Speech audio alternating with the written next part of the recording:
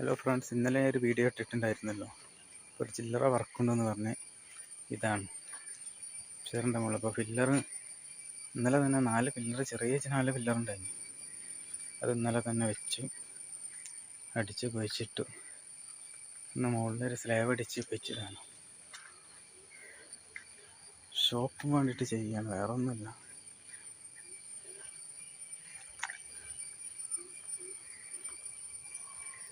സാധനമൊക്കെ അടിയിലാണല്ലോ, എല്ലാം മേലെ കയറ്റാണ്ട്